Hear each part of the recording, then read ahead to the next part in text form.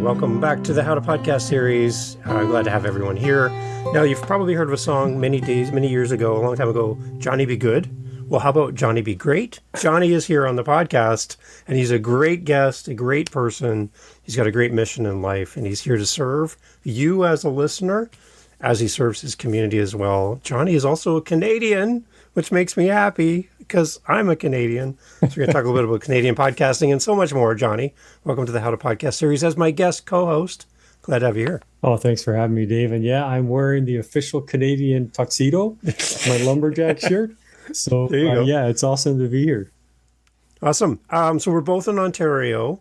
What part of Ontario are you in, Jonnie, for people listening? Up in the Northwest. Northwest. There you go. Yeah, and I'm down in Niagara, so we're not too far apart. No. But yeah. Based on the size of Canada, we're literally neighbors. Right. Ontario is a big province. If you don't know, go look at your map. It's huge. Yeah. So, but yeah, glad to have you here, John. Yeah. Tell us about your show. So I host and produce Refuge Freedom Stories. I'm blessed to do that. It's a show that talks about how people's lives have been changed by the power of God. We have about 180 something episodes online right now on all the major platforms and listening audience in about 78 countries.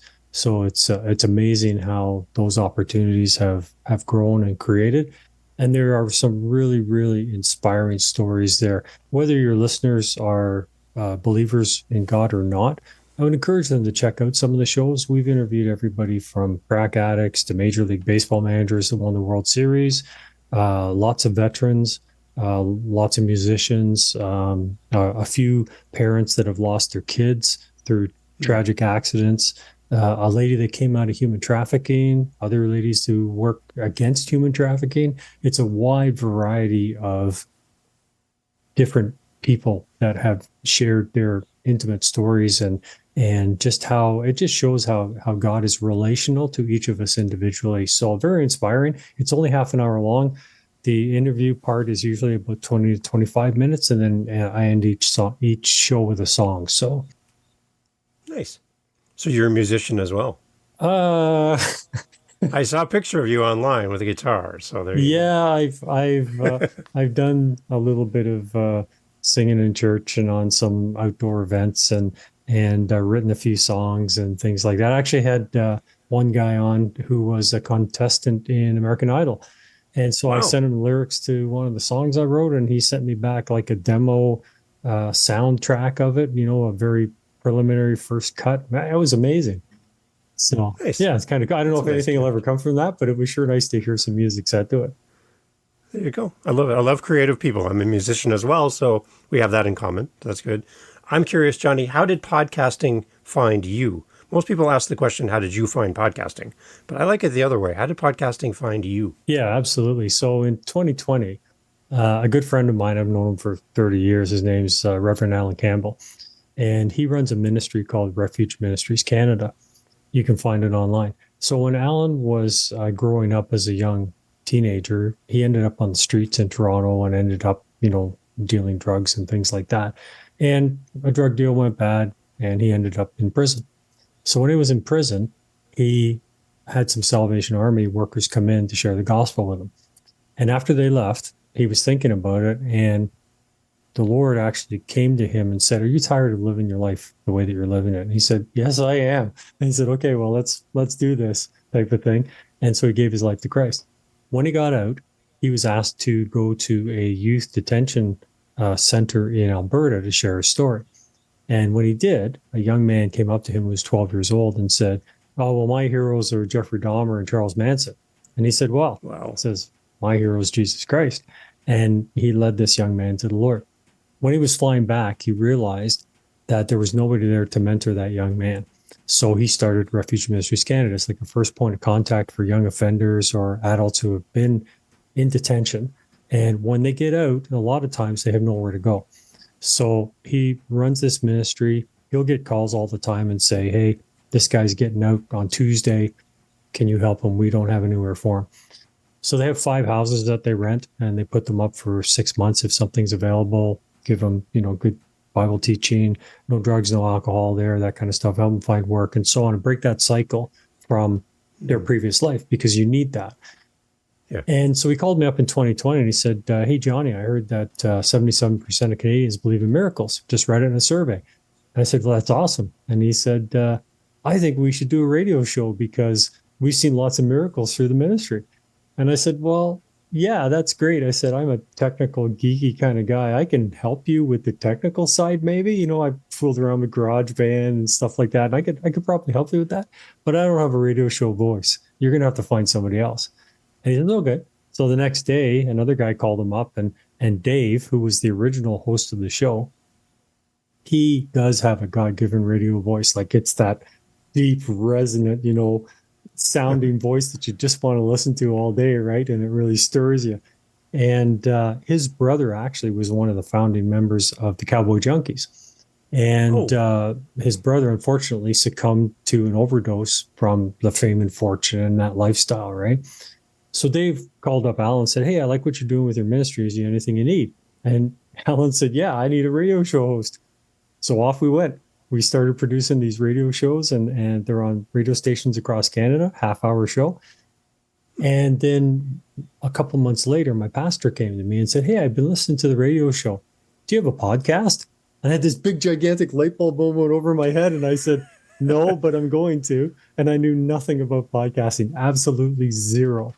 And so off we went, found a platform to host it on, started, you know, transporting the radio program over to a podcast format, and just kind of learned along the way.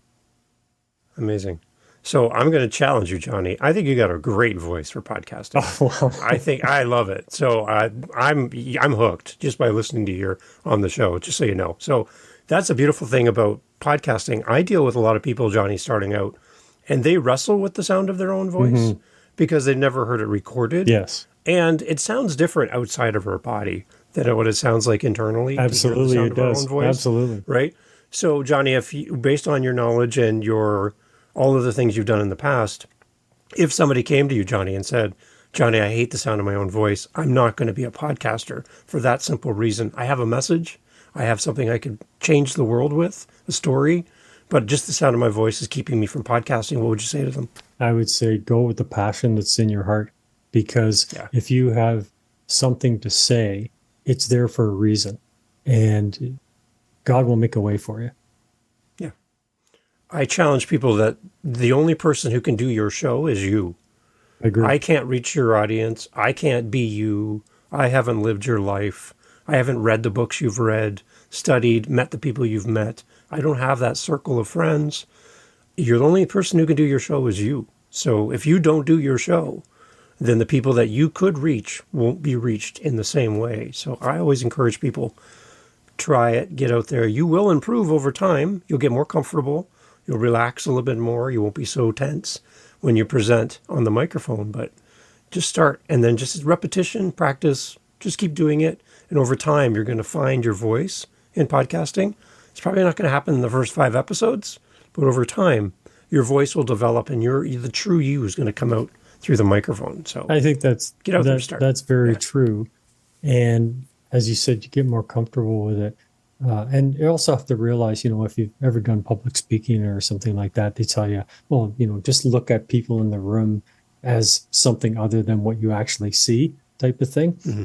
And I think it's the same with podcasting. You've got that passion in your heart, that specific focus that you need to have for a podcast, because you can't be trying to boil the ocean, doing everything at once, right? You gotta be focused.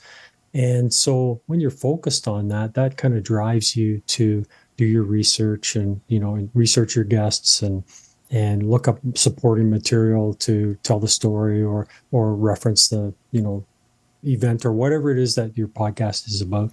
And nobody, as you said, nobody else can do that other than you, because they don't have the same passion as you. There's a lot of similar type podcasts to whatever your podcast is or is going to be, but you as an individual will make that unique. And your spin on it is always different than, you could take two people, you and I could sit down in a room and they could give us a book and say, okay, I want you to read this first chapter and tell us what you saw. And we're going to be maybe similar on a few things, but everybody is going to look at it uniquely in their own way. Right. Because you're filtering it through who you are. Exactly. Everything gets filtered through you. So that makes it different, unique, it's special. And like I said, no one else can do what you can do. So my challenge to anybody who's thinking about starting a podcast is to be bold enough to try and then get feedback, like ask people for advice, learn, get better, and then also find out what good means to you. What does it sound like? What does good look like? What does it sound like?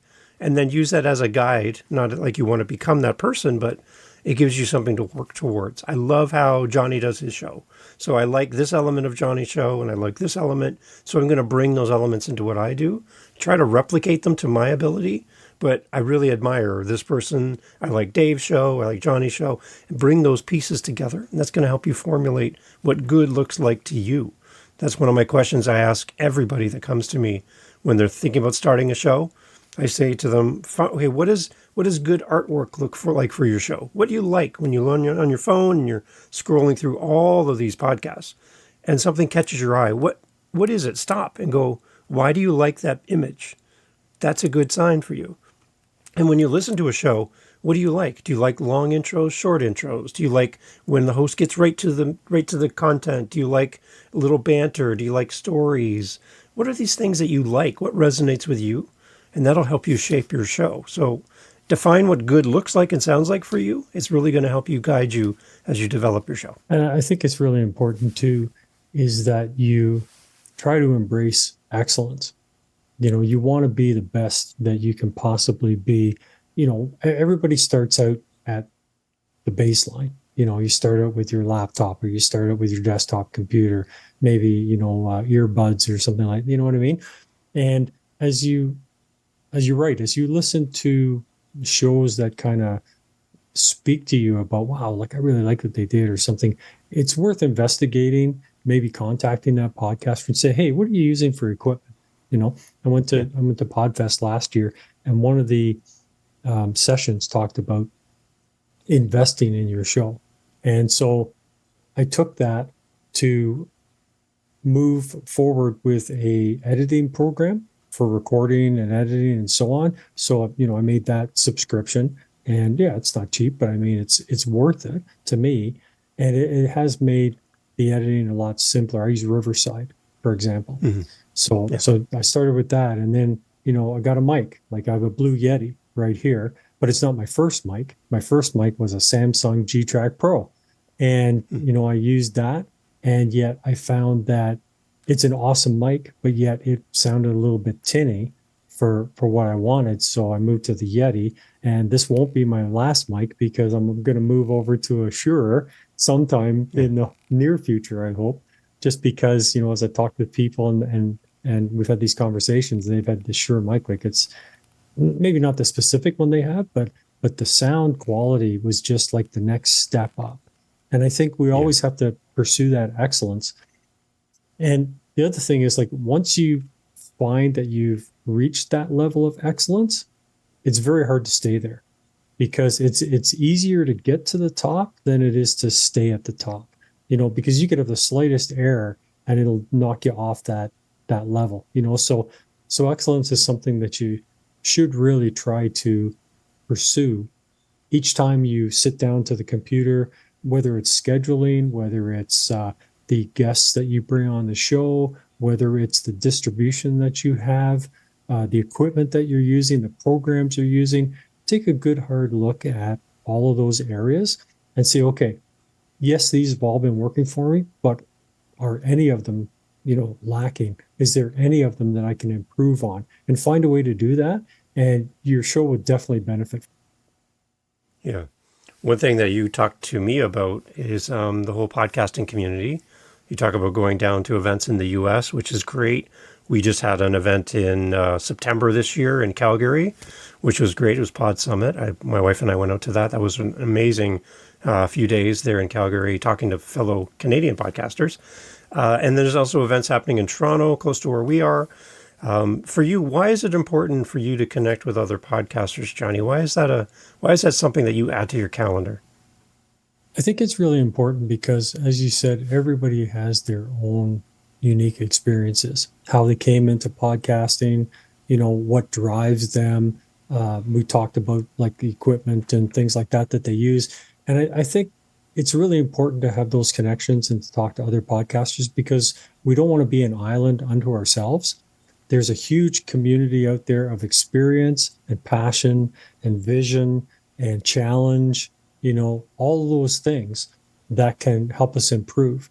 And just the connections that you make, like the connection you and I have made, it's great. It's awesome. Yeah. And as we continue to meet other podcasters, you just never know the kind of connection that you're going to make with those people. One might be really just casual. Hey, it's great to meet you. I see you're Canadian, or you're from Nigeria, or whatever it might be, right? And that's great all in itself. But there are sometimes connections that you make with other podcasters that develop into a long-term friendship. And I think that's really important, because podcasting can be challenging, especially, if you have a family, or you're working full time, and you've got a job as well as trying to fit podcasting into it all. And you need that support. There's times when you need to reach out to somebody in the community and say, hey, can you help me with this? Or, hey, what do you do about this? Or hey, I've had guests that are, committing to come on the show, and yet they've been canceling. Have you ever gone through that? And so the community is really important. And I think it's worthwhile to invest in that. I think as podcasters, we want to build a community around our podcast. We want our listeners to talk to each other, to talk to us. And we're really asking people to follow us and interact with us, send us emails, do all those things. But then I don't really hear podcasters talking about creating community within podcasting with other podcasters. It's like we are at the top of the mountain on our own by ourselves, trying to build a community around us. But we, as podcasters, I think, need to build community with each other. The one thing I notice from talking to listeners of podcasts, some of them come to podcasting for companionship. They just love the voice of their favorite podcaster. They love the fact that they have this consistent stream of content coming from somebody they look up to for whatever reason. They really admire the podcast they listen to, and they feel like they're in community and they're having companionship with somebody they've never met in real life. They just love listening to podcasts. And there's a feeling of loneliness and a lack of companionship from a listener perspective. And they come to podcasting for that. I had one listener reach out to me. It's very weird, because the person said to me, Dave, I have to admit, I listened to your show. And I'm like, well, this is weird. Where are we going with this admission here? I listen to your show, but I don't listen to your show for what you talk about. I listen to your show because of who you are. He said, you could talk about anything. You could talk about anything at all, and I would listen to your show because of who you are. So I'm not listening to the content. I'm listening to you. And I've kind of put you into my week. You're part of my week now. And I'm thinking, man, all the work I do to create content, do my research, do all this prep, record the episode, and this person's coming for none of that, Jonnie. They're not interested in anything that I'm saying, just the fact that I'm here. And they build a world around that relationship with me.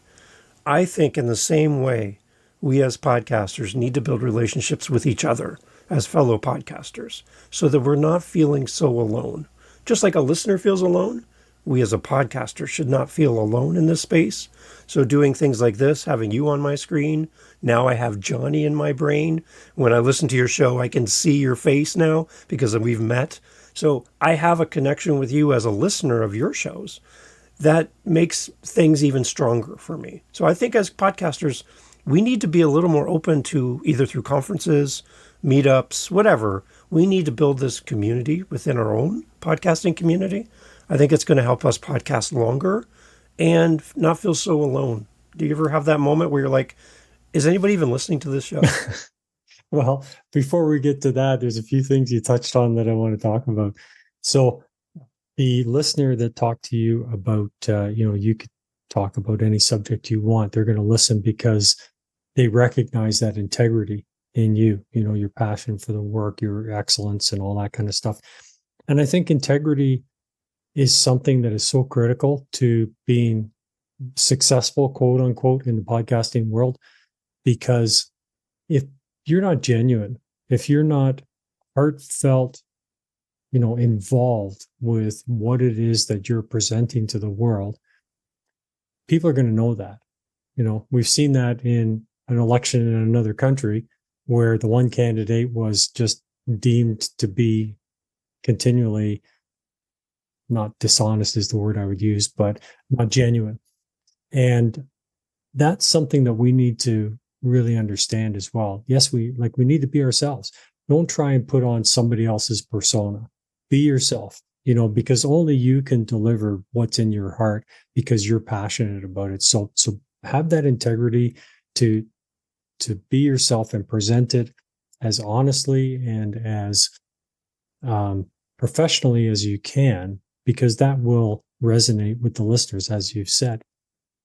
As far as podcast community goes, there are some online groups that allow for that podcast community to be built, and you can build those relationships like online. PodMatch community, for example, is a great place. Yeah. We're on there, and there's all kinds of podcasters around the world. PodMatch, the platform itself, is awesome. If your listeners or your viewers don't know about it, it allows you as a host or a guest to connect with others through an algorithm that matches your criteria with what they want to talk about, and vice versa. And it's a great platform. I've been on it from pretty much the start in 2020. So that really helped to build. Build the audience and the connections of that community.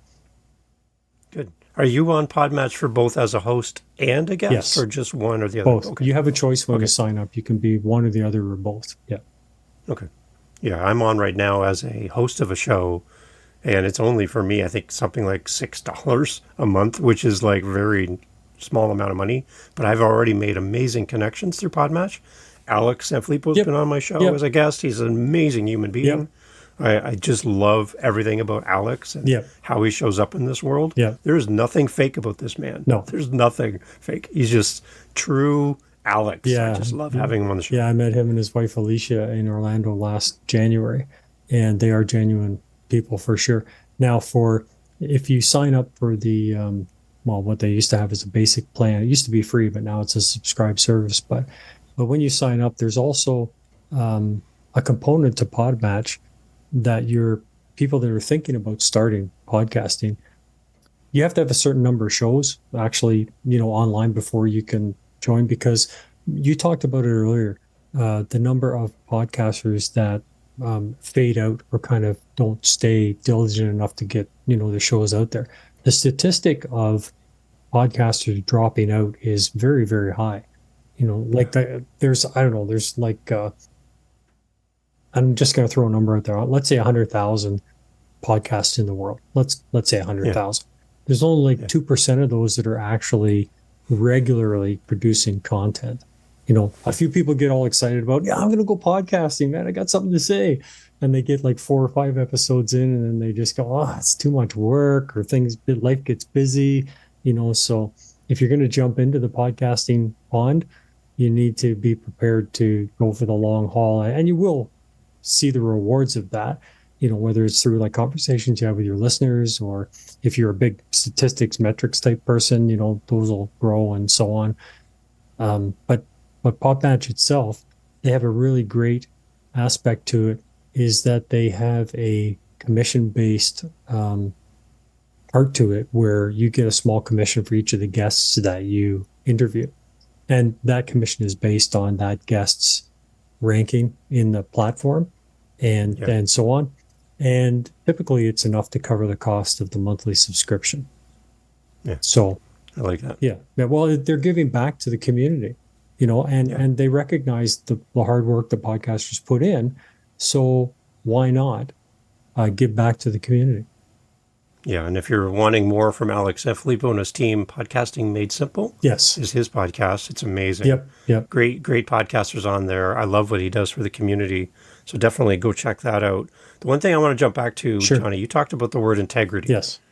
So I have a definition of integrity that I've used many times in the past, but I'm curious, before I talk about mine, I'd like to hear yours. What is your definition, the Jonnie definition of integrity? What does that mean? So, being a Christian guy, for me, integrity means that I'm walking my life to the best of my ability to reflect Christ in everything I do. And because of that, I adhere to biblical principles. I adhere to the way Christ lived his life. And so integrity for me, is being as a podcast host in that aspect, is to be someone that's honest with my listeners, listen very carefully to the guests when they're on the show, because a guest coming on the show is taking time out of their schedule. They've got a story to tell, and you need to recognize that, and you need to also respect that, because they're willing to come and share their story on your show, on your podcast, and you need to give them time to tell people about it. So I think integrity really is a matter of respect for your guests and for your listeners. So for your guests, you want them to have the platform to use to tell their story. For your guests, you want to respect them enough to produce the best possible content with the best level of excellence that you can. And then as a host, your integrity is based on everything you do and the reason you do it, right? My driving force, as I said, is God. So I'm working for him. So of course I'm going to do that to the best of my ability. And I think those are components of integrity that are important to me. Yeah. So I have a definition of integrity that says integrity means that you are the same all the way through. Correct. There's nothing fake about you. So if we use an example of cheap made furniture, that furniture that's got a veneer. Yeah. But if you took a look at the side of it, it's basically glue and sawdust with a nice cover on it, right? So if you move more than once, that furniture is going to fall apart as you move from one place to the next. It's not going to last a long time. Compare that to a tree that you cut down, and you look at the tree cut down. The tree is a tree all the way through, from the outside bark right to the center. It's all tree. That's got integrity. Mm-hmm. So a tree is integrity, and a piece of cheap furniture has no integrity. So as a human being, I think we need to be more tree and less fake furniture. It looks good on the outside, but inside it's just sawdust and glue. I think we as people need to be that person of integrity, so that it doesn't matter where you meet us. We're not perfect people by any means, but we are the same all the way through. There's nothing fake about our podcast, nothing fake about how we show up in this world, how we treat people, any of those things. Those are all fake elements of who we are, or we can be. And I want to tell everyone, integrity just means simply you're the same all the way through. Absolutely. That's kind of my definition of integrity. Absolutely. And, you hear people say all the time about Keanu Reeves, Canadian guy. Oh, yeah. I'd say he's a genuine guy, the same guy that you see on the movie screen making millions doing all these cool movies. He's just a genuine everyday guy. And, right. and that you're right. That is so important. We need to be consistent in everything that we do. 100%. And as far as trees go, I'm getting more rings every year. So there you go. Yeah. I like it. Yeah, the one thing too is I just love how, when we talk about Keanu Reeves, how he will move off a subway seat to leave room for somebody. Here's a person who has money, fame, fortune, notoriety. People know who he is. But at the same time, he's just a guy on the train who will move out of the way. If Jonnie needs to sit down, he'll move gladly and give you his seat. That's something special about that. There's something that's not fake. And I think as listeners listening to a podcast, if you're a fake person, hey, everybody, and you sound like a salesperson for a car, used sales car person and stuff, you can tell when some people are putting on a show and it's not really them. And as a listener, they're going to pick up on that and go, there's something off about how Jonnie's showing up to this. I don't feel like he's really real. And then you listen to another show and you're like, oh my gosh, I just love this person, right? Mm-hmm. True, genuine integrity is going to come through your microphone as well. I think so. And it goes back to what you were just talking about presenting that persona. You see it all the time in newscasters. They've got their today, well, come on, just be yourself, right? And I think, there are some that do, but we need to avoid that. We need to, as you said, just be ourselves, because, the voice that each of us have is unique, and that in itself kind of creates a brand, if you want to call it that, for the particular podcast that you're hosting. So it's one thing to start a show, Jonnie. It's another thing to continue podcasting. But the third part is getting better at podcasting. So I'm always on this mission of being like 1% better every episode. I just want this episode to be a little bit better than the last one. And I'm always on that growth chart, trying to move my way up. So for you, what are you doing to learn more about podcasting, to get better at your craft so that you're improving over time? What are some of the things that you're doing and how are you learning how to podcast better? Yeah, part of it is the software platform that I use to edit. Like I said, I moved from Zoom to Riverside, and it's new to me. I've only been using it for a couple of months, but it definitely has a lot of really cool things that you can do with it. I love the fact that you can edit a show like a Word document, because it creates a transcript and you delete a whole sentence and it disappears from the audio and from the video. It's great. So that's, I think, improving, because it takes a long time. Like, I mean, recording an episode, that's just the time that it takes to record it, whether it's a half hour or an hour or whatever it might be. But it's the editing afterwards that can consume you for days, So it's really important that we find ways to improve our process of editing, but maintaining the excellence that we want to present and achieve. And then also scheduling. There was a time where, back in 2021, between January and June, I had 105 interviews booked. And it was like, how am I going to manage this, working full time and family and all the other commitments, and like it was like 4 or 5 interviews a week plus all the editing to each of those shows. And I said, I can't do this. So I prayed about it, and I felt like I was to lay it all down. So I emailed all of my guests and I canceled every single interview, and I told them why. And I said, I'm just going to take a break from this until I figure out what to do. And then I opened up 2 spots a week and let them know, and it filled right up again. It was like, wow, like, okay, so now I've reduced it down to a few a month, and I'm finding that that's really helped me to do a better job, because I can spend more time actually working on the show. I'm pretty proficient at the editing now. I don't do it all in Riverside. I started with GarageBand for the audio, and our podcast is only audio based. So I'll use Riverside to do my main text-based editing to get the final structure of the interview. And then I'll actually export it to audio and take that into GarageBand and still do my editing in GarageBand. It's kind of weird, but I haven't made that leap yet to go completely over to Riverside. I will at some point, but I need to invest more time into learning about what it can do and how to do those things that I want to do with it. So there's that.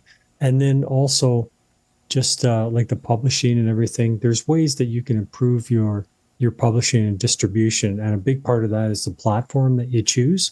So I know we had talked previously a little bit about platforms, and platforms are structured so they can automatically distribute your podcast out to other podcasting platforms, to YouTube, to Spotify, to Amazon, to, podcast, let's say network. I'm just making up names, but it does send it out automatically. So part of the way that I'm trying to prove is to, as soon as I get a show recorded, I'll start working on the editing. Once I have it edited and ready to go, I'll upload it into the platform and schedule it for release on the regular day that I normally release episodes, which is every Friday. And that way it's off my books. It's done. I can move on to the next one, and I think that's a big help, is being organized there. I know in PodMatch, they talk about workflows, and they have this kind of like a workbook, or not a workbook, or a worksheet of steps that you can go through. And I'm a pretty organized guy anyway, so I don't use it very much, but you could definitely use that to have all the check boxes. Okay, have you scheduled with your guest? Have you recorded the interview? Have you edited the interview? Have you put your intro and outro into the interview? Has it been uploaded to the platform? When's it scheduled to go out? Like all of those kinds of things, right? So you can have some structure. Like if you're not a organized kind of person, I would definitely recommend having some kind of worksheet to guide you and make sure that you don't miss anything, because it's really easy to do. Yeah. Yeah. Any kind of tools like that, I think, is really helpful. I love that Alex, again, back to Alex, that he has that tool for the workflows that's available for free, actually, as well for people. They can go through podmatch.com and you can get that. But I just love that he offers these tools to help podcasters as well, even if you don't use PodMatch, which is another good sign of Alex as a person, right, and his team. I love that. The other thing, too, I think is just one of the reasons I think some people leave podcasting is they're not growing, right? They're excited, they do a few episodes, but they're not improving. They're not like getting feedback. They're not making their show better. They're not learning more about podcasting. So they kind of plateau. And when you start plateauing, you start to decline as well, because you're not making yourself better. You're not learning new ways of podcasting. You're not learning how to be better on the microphone. And you start declining. And then that decline is where people start losing interest because they're not seeing the results. So I'm always encourage people to learn more, grow, get in community like we talked about with other podcasters, get feedback, get somebody to listen to your show and offer some suggestions, to have you, Jonnie, listen to somebody's show, for example, and for you to come back and go, great, I would suggest that maybe this, and this will make your show better, right? Not that it's mandatory, but it's just an option. But it's another piece of feedback, another set of ears, another set of eyes looking at your podcast and giving you some thoughtful recommendations. I think that's going to make you better. And I think in that growth span, if we keep growing and growing, our podcast might last longer and longer. So if you're listening and you haven't had any kind of feedback like that, you can always reach out to Jonnie. I know he'd love to listen to your show, but get some feedback from a fellow podcaster that you admire, that you respect, and let them kind of help you shape your show. That's another way to grow and keep podcasting. Absolutely. And I think when you talk about plateauing, it is definitely an issue in the podcasting world. As we talked about earlier, like there's a very small percentage of podcasters that are actually creating consistent content. And part of the issue with that is if you're too focused on metrics, you're too focused on growth, you have to stay true to your focus. You have to stay true to the message that you want to present through your particular podcast. And if that remains the real reason why you're podcasting, the metrics don't matter, because you're telling stories or you're creating content based on a particular area in life or history or whatever it might be. And as long as that passion remains in your heart, who cares about how many listeners you actually have? You know, I've read that it's almost like an exponential kind of thing. Like you may not see any growth at all for the longest time, but then all of a sudden, somebody will listen to your show and they go, man, like that's amazing. And they'll pass it on, and all of a sudden the way it goes, right?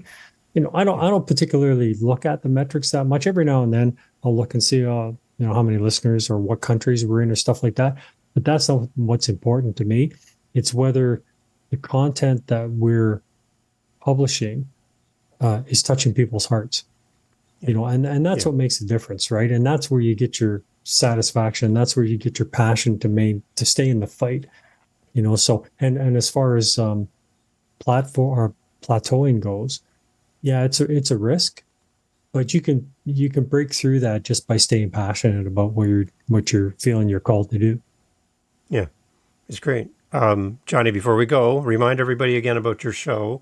And I always like to ask this of my guests, co-hosts, when they come on. If I'm a new listener coming to your show, first time hearing your podcast, I've never heard it before.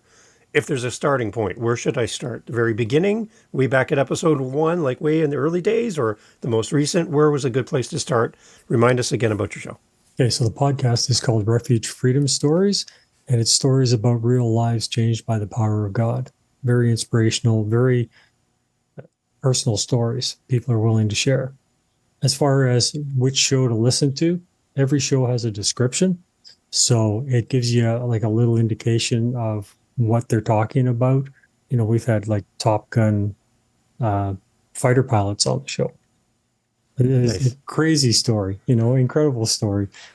He's retired now, obviously, but a lot of fun. Jerry Werder is his name. But there's, you know, I think as you scroll through any podcast, whatever show it might be, yours, ours, you know, whatever, there should be a description there that allows you to get a sense of what the guest is talking about. So I wouldn't necessarily point to any single one show. I would just say scroll through the descriptions and you'll find something that kind of pricks your heart and says, well, maybe listen to this one. And I think if you're willing to give the podcast show an opportunity and listen to it, I think you'll see value in it. So. Yeah, I like that.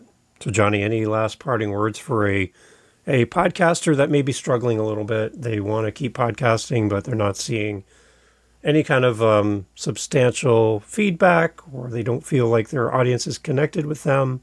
It's a lot of silence, a lot of crickets when they release an episode. There's really no feedback, no emails, no voice messages. But they want to keep going. Anything they can do to help build their community? I would say reach out to the podcasting community. There are, like, PodMatch isn't the only one. There's lots of, you can look online and you can find all kinds of podcasting communities to get involved in. Even do an online search for events that are coming up that we talked about earlier, to come and meet some other, like in real person, come and meet, someone standing there in front of you who's another podcaster that you can talk to, get some encouragement from that. Reach out to you, Dave. You've got a vast wealth of experience and knowledge to share with people. I think that would be really important if someone wants to grow themselves as a host, or even if they're a guest, if they're just listening and they say, hey, I want to be on shows, how can I do that? And I think just reach out to the podcasting community. Is a very welcoming community. And I don't think you would go wrong by reaching out in some way, shape, or form to anybody that you see that has a similar focus or similar interest, or something that you've listened to that just kind of, as you said, touched their heart. People are willing to help. It's a very welcoming and helpful, supporting community.